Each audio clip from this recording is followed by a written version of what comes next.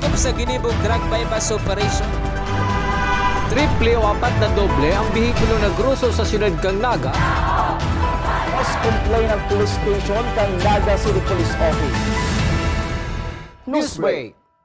Sa headlines kan mga parata, Police Brigadier General Luis Tremundo Obinque formalmente nang nag-asumir bilang Regional Director kang PNP sa Bicol. Fire Prevention Month as in Women's Month, sabay na pinag-obserbar ngunyan na bulan. Lokal na gobyerno kang Naga, amay mapreparar para sa Peña Francia Fiesta 2023. Ika-75 founding anniversary kang Naga, magiging makulor, susog sa pamayo kan Sepio. Diyos marhay na hapon. Ako si Mark Mendoza, ang sa indong tagapaghatod Bareta.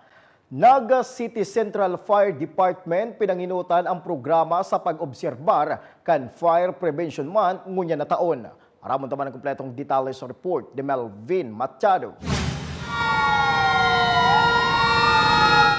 Sa liwat na pag-obserbar kang Fire Prevention Month kunya na taon na may temang sa pag-iwas sa sunog, hindi ka nag-iisa. Nagkaigwaning motorcade ang Naga City Central Fire Station sa sentro kang Naga na inatindiran kang Philippine Coast Guard Auxiliary, Bureau of Jail Management and Penology, Chinputong Fire Volunteers, Gryphon Volunteers, asin mga opisyales kan mga barangay kang Naga. Sa Plaza Quezon, ginibang programa kung sa'y naging bisita si Vice Mayor Nene de Asis asin nagkaperang konsihal hulit tamayo si Alcalde Nelson Ligacion. May baraylehan asin pirarmahan sa Fire Safety Covenant. Iniskurar ni Vice Mayor Nene de Asis sa BFP Naga ang padagos na suporta kan lokal na gobyerno sa pahay kan mga ibubugtak na proyekto sa syudad. Inut-inut baga may in-identify ng mga kakaagan ng mga fire station. Sinabi na po yan ni Mayor na igwang garo strategically ikaka-action din sa mga lugar na kung saan garo may risk ng pagsulo sa mga itong mga congested area na itong hararani ang mga harong. Ayun, na-identify na yan, inaprobaran na po kansang ang panglunsod. So saro po yan, asin ang ikadua, ito pong pagkaakat ng Cesar, dyan sa may balatas na kung saan gabos na emergency response, ikakaagna sa sarong building para maasigurar na talaga na zero fire incident kita digdig sa Naga. Katuwang kang Bureau of Fire Protection Naga ang Chinputong Fire Volunteers na 42 ng taon nag-i-eksister sa syudad. Tubod si Deputy Fire Marshal J.P. Hao na halangkaw na ang pagkamuklat ka mga taga-Naga kung paano makakalikay sa kasulo. Effective po ang program kang BFP kasi mas dikit na ang kasulo compared po 10 years ago. Ngunyan, kadikito na lang po. So sa Muya, na-resume po na effective po ang program nito. May pinagpreparar managoto ang Bureau of Fire Protection Naga para sa mga nag-iba sa motorcade asin nagbarayli. Para sa GNN TV 48 Naga, Melvin Machado, Newsbreak. Mientras tanto, sa Banwaan ng Libmanan, Camarines Sur, nakarehistro na nin sarong insidente ng kasulo ang Bureau of Fire Protection sa Barangay Bagakay, kanasabing Banwaan. Susog ki Fire Officer 1 Melvin Piñano, padagos ang sa inang pagirumdum sa mga residentes kang Libmanan na perming riparuhon ang wirings kan sa indang mga harong na pwedeng pagpunan kan kalayo. Igwa man lang po kitang saro man lang po. Hindi po sa Bagakay, pero ano man lang po ito, partially man lang ito. Ang nangyari po doon, sir, ano lang, kaya dapat po siguro sa ngunyan man na Fire Prevention Month, i-ano ta po, ugalion ta po, i-check ang ano ta, ang harong ta po. Lalo na po kung sa mga nagtuturo lang ngunyan na nag-uuran, posible po kayang maturuan ng extension or ano man na open na saksakan, pwede itong mag-spark and pwede itong saro sa kausa kang kasulo. Padagos pa sa mga bareta, mientras na pinagigibo sa Plaza Quezon ang programa sa Fire Prevention Month, yaon sa Balyong Plaza Rizal ang kababaehang pulis kang Naga City Police Office, BGMP as in Bureau of Fire Protection para sa pagsilibrar kan Women's Month. Inatindiran man ni Police Colonel Nelson Pacalso, City Director kang Naga City Police Office, ang nasabing aktibidad, kaibahan ang iba pang opisyal kang Naga City PNP. Susog sa opisyal, mayo subot diskriminasyon sa mga pulis na babae sa NCPO. Ang ating mga kababayan sa PNP ay wala walang discrimination na nangyayari sa atin. Padagos pa sa mga bareta, road clearing sa siyudad ng Naga, pinuunan na kan suudma. Mga nakaulang sa agihan, hinarali. Ang detalye sa report ni Melvin Machado. Mga talyar na ang bihikulo yaon na sa sidewalk, mga tindahan na may sa tamang lugar, asin iba pang nakakaulang sa agihan kang tao, asin agihan kang bihikulo ang target kasudma kang interagency road clearing operation digdi sa siyudad kang Naga. Ang nasabing grupo kinababalehan kang Naga City Police Office, Highway Patrol Group, Land Transportation Office, asin City Engineers Office. Ang kalaban kang Diversion Road ang pinasadahan kang grupo. Kan suudma po nagkondusir ning clearing operation ang interagency group ta sa syudad kabali su LTO Highway Patrol Group asin su Naga City Police Office asin City Engineers Office asin iba pang organisasyon nagkondusir ning road clearing operation diyan sa diversion area. Ini po magiging regular na aktibidad dahil may ordinansa kita sa laog kang syudad na nagmamandato para sa road clearing operation. Huli tamay na ipasar na ordinansa ang lokal na gobyerno kang Naga mapadapit sa road clearing operation. Mas buwelo subuot ang mga taga Public Safety Office na mag-implementar kaini. Ang sa idang basihan, iyo ang penalidad na nakabugtak sa nasabing ordinansa. Mantang ang barangay na nag-i-implementar kang road clearing ang direktang nagre-report sa DILG. So mga barangay po ongoing man ang sa indang initiative. In fact, nagre-report sinda directly sa DILG dahil igwa po kanining memorandum circular ang DILG and then maray na lang sa Naga igwa din kita ning ordinansa so the PSO can come in easily with the necessary policy instrument. So pag nag-issue kami ng citation for violation, ang gamit mingon yan itong provision kang ordinansa. Para sa GNN TV 48 Naga, Melvin Machado, Newsbreak. Sa iba pang bareta, kinumpirmar ni Allen Riundanga pamayo kan Sepio na amay ang magiging preparasyon kang lokal na gobyerno kang Naga para sa Peña Francia Fiesta. Nakatalaan subuot pirmahan ni Alcalde Nelson Legacion sa masunod na mga aldaw ang executive order para sa mga komitiba na mapalakaw kan mga aktibidad sa fiesta. Susog kay Riundanga, ngunyan pa lang may mga nagpreparar na subuot kan sa indang mga pagtiripon sa bulan kan Setyembre. Kasabay po man kaining pipirmahan ang executive order para po sa preparasyon sa Peña Francia Fiesta. Pinagmaray po kasatuya pong alkalde na amayan po ang pagpreparar ning huli po sa this early as we speak. In fact po, 2 months ago, nagkukorontak na po sa muya si mga gustong mag-sponsor. Sinagaharapot kang schedule. Dahil po igwan ng mga nag-o-organize katong pagpuruli sa kapag kaigwaning reunion sa Naga during the Peña Francia Fiesta. So, katakot po kayan dahil nga ni igwan ng mga paghagad sa namamanuaan sa preparasyon. So, iluluwas naman po kan sa tong alkalde ang executive order sa Peña Francia Fiesta celebration. At the same time, si Interagency Task Force and Joint Operation Center. Mientras tanto, sa pag-abot subuot ni Mayor Nelson Legacion sa masunod na simana, iluluwas man ang executive order para sa Diamond Jubilee Anniversary kan lokal na gobyerno kang Naga. Nagmamaot man ang alkalde na magiging magayon ang pagsilibrar kan syudad kan ika-75 founding anniversary. Lauman po na sa next week pag-abot po ni Mayor, iluluwas na po kang syudad ang executive order na nagkikrear po kan mga komite para po sa Diamond Jubilee kan syudad. Ang Naga po ngunya na 2023 will be celebrating its 75th foundation anniversary. Igwa pong executive order nang ipapaluwas ang katong alkalde na nagkikrear kan mga manlain-lain na komite sa mga manlain-lain na mga okasyon. Ang sugo po sa itong alkalde, gibuhon dakula, gibuhon na maninigo ang sa itong selebrasyon ng rog na milestone year po ini kang Naga. Sa pagbabalik kang news break, bagong pamayo kan PNP sa Bicol nag-asumir na sa pwesto kan Sudma. Yan asin iba pang mga bareta sa pagbuwelta kan GNN TV 48 Naga News Break. Dakop sa ginibog drug bypass operation. Triple o 4 na doble ang bihikulo na gruso sa siyudad kang Naga. Mas complain ng police station kang Naga City Police Office. News Break. Mas pinalinaw, mas pinalakas, mas pinalawak. Ang GNN TV 48 Naga, digital na! Kung ang inyong TV sets ay digital ready na, pindutin ang scan o search channel button at makikita ang GNN TV Channel 48. Maaaring gumamit ng indoor o outdoor antenna para sa mas klarong panonood.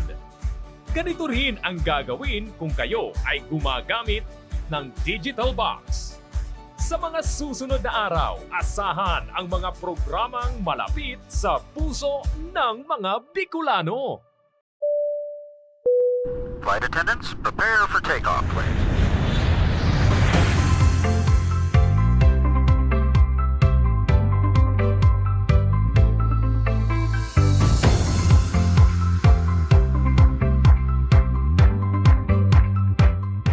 Slip life vest over your head. Take the tape around your waist.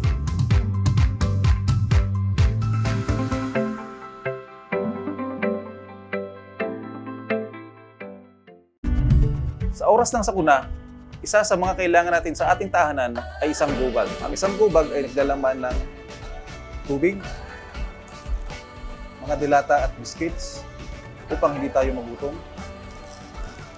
energy bars o energy drink, first aid kit, communication devices tulad ng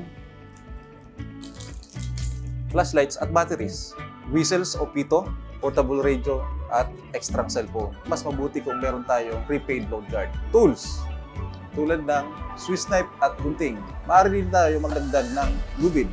At huwag natin kakalimutan ang hygiene kit. Naglalaman ng sabon, tissue, toothpaste, toothbrush at face mask. Sa lahat ng oras, laging bukas nakahanda ang aming tanggapan. Tandaan, ang Bicolanong alerto, pirming protektado. Work with business executive or turn yourself to become one. Explore the career in the world of business with NCF's Bachelor of Science in Business Administration, major in Financial Management. This degree prepares you to excel in the financial service sector. Start it right with NCF's College of Accountancy and Finance. Dakop sa ginibong drug bypass operation. Triple o apat na doble ang bihikulo na gruso sa siyudad kang Naga. Mas complain ng police station kang Naga City Police Office. Newsbreak. Padagos pa sa mga bareta, nag-asumir na sa pagiging PNP Regional Director kang Bicol si Police Brigadier General Westrimundo Ubingke matapos ang turnover of office kan suudma sa General Campo Simeon Ola sa siyudad kan Legazpi. Sa mensahe ni Police Brigadier General Ubingke, tatawan subuotin magkakanigong atensyon ang disiplina kan kapulisan sa rehiyon para sa mas marhay na komunidad. Sa aking pamumuno, bibigyan po natin ng diin at saysay ang salitang wastong disiplina para sa organisadong pamayanan at pulisya. We have our internal cleansing program with different platforms such as the SWIM, and we have also involved faith-based organizations to help us instill discipline. And yet, we still see the lack of discipline among many of us. Discipline is the bridge between goals and accomplishments. Discipline is what keeps us productive on a daily basis. Sa satuyang police report, salpukan kan duwang motorsiklo sa Almeda Highway, duwang rider irido. Ang detalles kay aramon ta sa report ni Jerome Breeze. Pareho pang nasa ospital ang duwang rider ni na motorsiklo matapos ang nangyaring aksidente nin duwang motor sa Kalaban kan Almeda Highway, sakop kan na Barangay Concepcion na Grande Naga City, kaso bagong alas 10 nin pag-aaga. Sigon na sa Police Station 2 Naga City Police Office, dahil pa nakukuhaan mga pangaran kan duwang babaeng embwelto sa aksidente, ninhuliman sa mayong daranga mga lisensya ang mga ini. Sa inisyal na investigasyon na posibleng nasabitan ka na kasunudan na motorsiklo, ang sarupang motor rason ka na aksidente sa tinampo, rason man kan sa indang pagkairido. Padagos pa na sinasigibong investigasyon kan Philippine National Police mapadapit sa nasabing aksidente. Para sa GNN TV 48 Naga, Jerome Breeze, Newsbreak. Sa iba pang bareta, NCF College of Computer Studies nagkaigwanin Idea Generation Workshop para sa mga estudyante. Aramo taman ang kumpletong detalye sa report ni Junior Correspondent Kayla Casulia. Nagkaigwaning workshop seminar ang College of Computer Studies na inapod na Ideathon, Idea Generation na pinagpartisiparan kan mga second year as in fourth year college student na hali sa nasabing departamento. Matawan ni skills as in kaaraman nakakaipuhano ninda para makagibo ning bago as in creative na mga ideya na magagamit ninda sa innovation and project management ang obheto kang ginibong workshop. Sigun sa organizer na si Lorenzo J. Pantalia, pinaliwanag niya ang gustong sabihon kang startup, as in papaano ini makakatabang sa mga estudyante. So startup by the definition is a young companies wherein they provide a unique, scalable, and innovative products to the public po. Ang mga makukuha ng students sa seminars, first, they will learn how to generate a project. They will also learn how to sales pitch. This will also help them in their subjects din po, lalo na po sa pag-abot nila sa capstones po. Para man sa partisipante na si Joshua Ivan Villanueva, dakulang tabang ini para mas mapahiwas pa ang mga ideya ninda pag-abot sa technopreneurship. So this event has been really efficient to the extent that this event ignites our passion and our interest creating our startup idea related to our field. Sa pagtatapos kang aktibidad, obheto kaining magkaigwang oportunidad asin magamit ang mga nanodan sa realidad kang buhay. Para sa GNN TV 48 Naga, Kayla Casulia, Newsbreak. Sa iba pang bareta, bloodletting activity ginibo sa Barangay Biberon, San Fernando, Camarines Sur, Kansuudma. Aramon taman ang kompletong detalye sa report ni Jerome Breeze. Sa ginibong bloodletting activity sa Barangay Biberon, San Fernando, Camarines Sur, Kasudma, Quebahan and Bicol Medical Center, nasa 39 na mga blood donors ang matriumpo nga nakapagdonar nin dugo. Katabang ang mga kapulisan, mga barangay official asin na mga residente kan barangay. Sigun kikagawad Jesus notado kan Biberon sa saindang ginibong resolusyon sa barangay na konsen kada ikanom na bulan makonduser sindanin bloodletting activity tanganing makatabang man sa mga nangangaipon nin dugo lalo na ang mga taga Biberon. Ginigibong nila sir tanganing sa mga taga sa mong nagahagad tabang pag-abot sa medical madaling maka-adapt pag-abot sa araw na problema.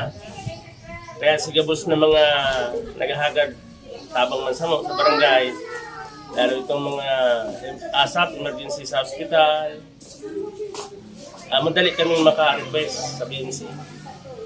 Kaya kinikibo mo yan kada anong na bulan na kunin sarong programa sa bloodletting. Sa kung pigibuan mo ng resolution. Labi man ang pasalamat kan Barangay Council kan matriumpong aktibidad Kasudma asin na sa mga blood donors. Para sa GNN TV 48 Naga, Jerome Breeze, Newsbreak. Padagos pa sa mga bareta, mga graduating student kan College of Teacher Education nag-atinder sa pinning ceremony kan Suudma. Aramot ang kompletong detalye sa report ni Junior Correspondent Carl Vincent Suwayan. Ginibo ang pinning ceremony para sa mga graduating students kang College of Teacher Education kang Naga College Foundation. Presente sa seremonya ang Dean kang College of Teacher Education na si Dr. Onward Ognita. Mga paratukdo, empleyado kang institusyon, mga estudyante asin ang saindang mga magurang. Susug sa program chair na si Jocelyn Romero, naglalaom siya na magiging marhay na paratukdo ang saindang mga estudyante na i-deploy sa manlain-lain na eskwelahan.